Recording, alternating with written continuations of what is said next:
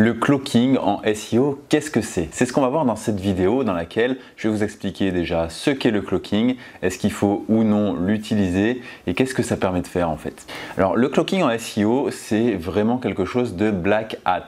Ça veut dire chapeau noir, ça veut dire que ce n'est pas quelque chose en accord avec les règles de Google. C'est quelque chose que Google dénonce dans ses guidelines. Il dit très précisément que c'est quelque chose qui est interdit et qui peut être sanctionné si c'est découvert.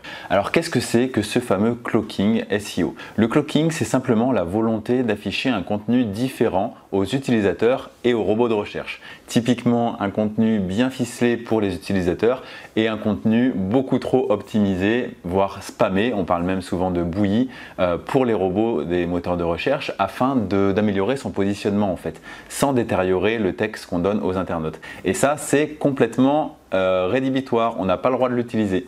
Alors la vieille méthode de faire ça, si vous voulez, pour comprendre l'idée, c'était par exemple de mettre du texte en blanc sur fond blanc. Donc comme ça se voyait pas par l'internaute, mais le texte était bien là. Google pensait que ce texte était présent et du coup visible et il en tenait compte. C'est la même idée, sauf que là, clairement, on va afficher deux URL différentes. Alors comment on fait ça? Il y a plusieurs méthodes pour faire ça. Le principal, c'est d'identifier en fait que la personne qui arrive sur le site est une personne ou est un robot. Et pour ça, c'est assez facile finalement. On a par exemple le User Agent qui nous permet de savoir si c'est le robot de Google ou le robot de Bing ou le robot de n'importe quoi qui vient plutôt qu'un humain. Et donc si c'est un robot, on peut tous les mettre dans la même case, on affiche une URL différente de si c'est un internaute. Et du coup, la page qui va être affichée dans les résultats de recherche, quand l'internaute va tomber dessus, il va avoir le vrai contenu, mais Google, lui, va avoir un contenu suroptimisé. C'est vraiment ça, tout le but et l'intérêt du cloaking, c'est de pouvoir optimiser, spammer une page pour qu'elle ressorte mieux. Alors oui, ça fonctionne en black hat, mais c'est éphémère parce que Google n'est pas dupe et il sait reconnaître ces choses-là. Alors il y a des manières plus ou moins expertes, on va dire, de faire ça, mais c'est vraiment pas conseillé dans un vrai business. Si vous créez des sites à la chaîne et que vous vous en fichez s'ils tombent, c'est pas un problème. C'est un peu le principe du black hat d'ailleurs, mais c'est vraiment pas l'idée de cette chaîne. Donc je vous déconseille de faire du cloaking ou même de cacher du texte blanc sur fond blanc ou des choses comme ça, ou de le mettre en tout petit en 1 pixel pour que ça se voit pas. Ça ne fonctionne pas et vous risquez des pénalités qui seront lourdes et qui seront difficiles à enlever.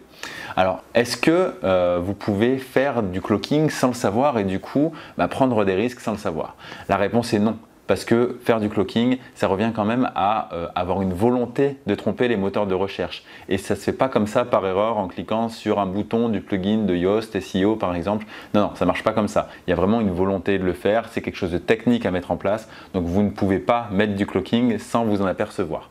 Maintenant, il y a des formes de cloaking qui sont autorisées. C'est par exemple, on pourrait penser à l'affichage sur mobile ou sur desktop, sur ordinateur. Forcément, on va essayer de repérer d'où vient la personne et donc si elle est connectée depuis un ordinateur ou si elle est connectée depuis un mobile, on n'affiche pas la même version parce que ça va être une version retravaillée pour qu'elle soit d'une apparence adaptée au mobile par exemple. Ça, on pourrait dire que c'est une sorte de cloaking effectivement parce qu'on va montrer deux pages différentes, mais on ne cherche pas à tromper Google. C'est vraiment ça la nuance qu'il faut comprendre. De la même façon, on peut très bien faire des tests AB. Par exemple, on veut savoir si les boutons sur notre site de e-commerce convertissent plus s'ils sont en rouge ou s'ils sont en vert. Et bien dans ce cas, on va afficher deux pages différentes à l'internaute. Il y a 50% des gens qui vont aller sur la page A, 50% sur la page B. On va faire nos tests et après on gardera celle qui convertit le plus. Donc là encore, on va afficher deux pages différentes. Donc c'est du cloaking également, mais le but n'est pas de tromper Google et de montrer une page différente vraiment de ce qu'on propose à Google. Donc là, il n'y a aucun problème et c'est même des techniques qui sont conseillées pour améliorer votre conversion, améliorer l'expérience utilisateur et ça plaît à Google.